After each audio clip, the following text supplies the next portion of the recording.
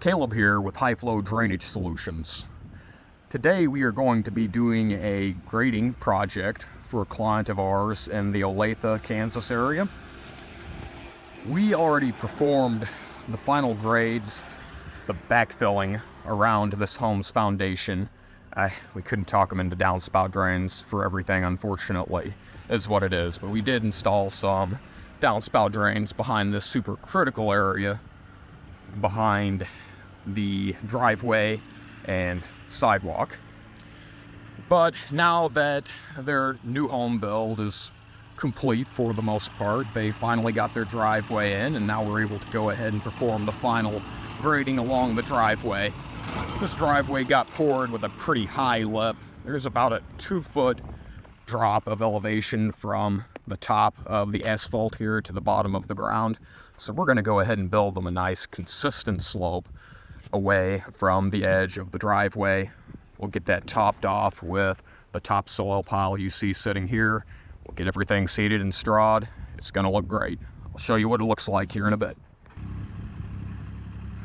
We are now approaching the end of this project. We have our slope built away from the driveway, and the way we did that is we built the majority of slope by compacting layers of clay fill soil, and then we covered all that clay fill with about 4 inches of topsoil. That way the client's going to be able to grow a good lawn. We have everything covered with a good seed mixture, and as you can see, Tyler's currently working on spreading straw over everything. The straw performs a bit of erosion control, but it mainly holds in moisture, so the seed will germinate very successfully.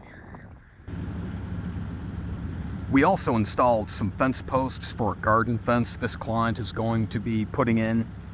Due to all the rock on this property, it would have been a really big challenge for the client to put these posts in on their own.